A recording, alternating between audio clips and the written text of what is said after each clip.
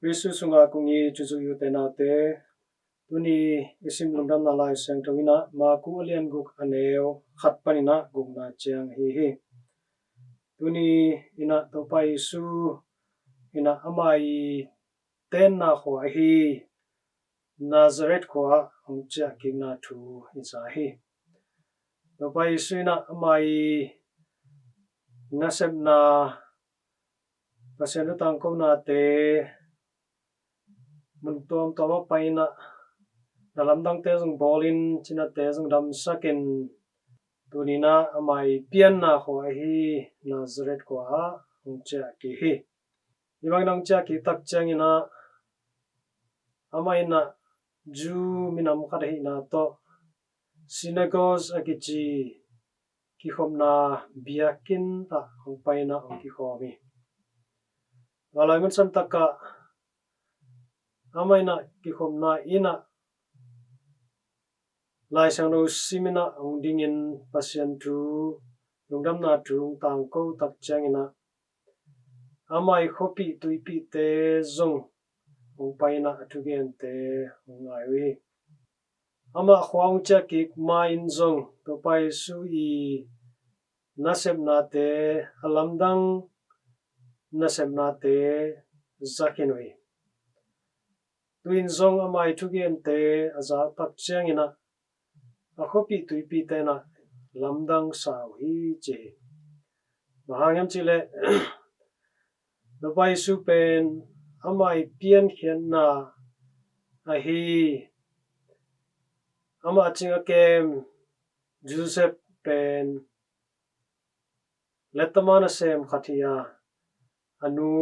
Maria hin asangam te zong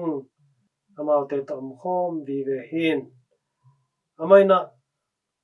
lai siamte lai sano siamte bangina lai sang do sinna sangte aka lam ki thei khaloi zong ka kholoi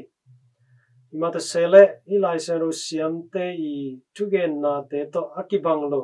tuthuk tampi tak gen ai manina lamdang asaw hi hipa kwa hilal tak ai hiam jina newet na to ama thu na ngai hi aizon to pai suina bangchi hiam chile prophet te pen amai khwa le tuya min nga lo hi ki pi mu lo hi chi thu pula khia hi tamanina amai pian pi amai khan pi lom le agwal akhopi tuipi te nangonina ama pen pi mu lo athugen te athu pi ma ai hangina hi palel tak amai la etama pai talel takina hi bang tu again china thupingai su loina zong sandina ngai son loi imun santa kautena te itane chaidina mundang apaina akhwal jinna pasien tugen na topai sui thu azaina tena amai nalamdang nasemna te muina zong nasawi jinate tampi takin damna nga in mitaten khwamuin khelbai te lampai theihi mahangyam chile amaute na topai su umina sawi imata sele akhopi tuipi tena itopai su in lamdang bolna te za in thei himata sele lohi zong sang nom lohi bektham loina na neo et laiwi ama lel tak ji ina neo ngai suri toimanina amai khwa Nazareth ko topai suna nalamdang tampi na bol lohi jina por khat I lutunga akun ngain adam sak simlo adang nalamdang te na bol lohi china tuni ina lai saro suwa izahi utena te hitui tak chiang ina itena pasien I happy na pasien I wanglen na te I up na tungton na I up na za chiang pen pasien in ite tunga na lamdang ong bol thei ite dina thupa ong pethei a hi ai zongina ite na ngam lo muang ngam lo inom tak chiangin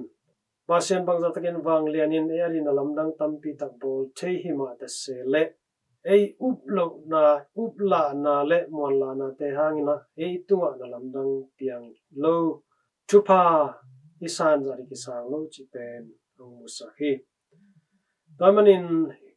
topai sui pian na Nazareth khuami te bangin tunina ete na topai sui thu zain topai sui thu te angaina ikamin zong umhang chi phial zongin hi amai khopi te bangina ilung simsa muan na tak pi inelo tak chiangin ete nga de kilom thupa te zong inga lo itan hon tampi tak om thei kha hi ji tunina thakina a poki di hang tamanin pasiani thupa inga thenina athupi pen penina upna hiya to upna tungtonina etena namuan na upna za pasianina nangtunga na lamdang bol thei na upna za namuan na za pasianina nangtunga thupa ong pethei ji tunina thakina pokin pasianina sepna topai si wanglet na te itena athei bekilo aza bekilo ina muang tak takina asang tak te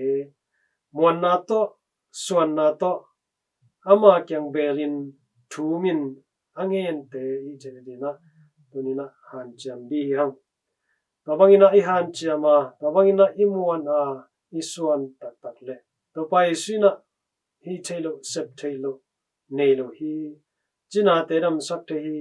mit to te huamu sak the hi helbai te lampai sak the hi asisa nangon atho ki sak to pa hi tamna tuni etena iumna te thakso sakikin topa tunga na kempe abol chei topa tunga muanna takpi to berin zuanin ama tunga kiani topan na lamdang tampi earina hongbo sakhi tunina topai wanglena topai na lamdang bol na te ite khatcha tunga nimalari zongin inkuan adi ai zongin igam ile di ai zongina itena muanna to zuanin ngenin thumin ma kyanga paichani eite tanchat ding topan thupa ong peding hi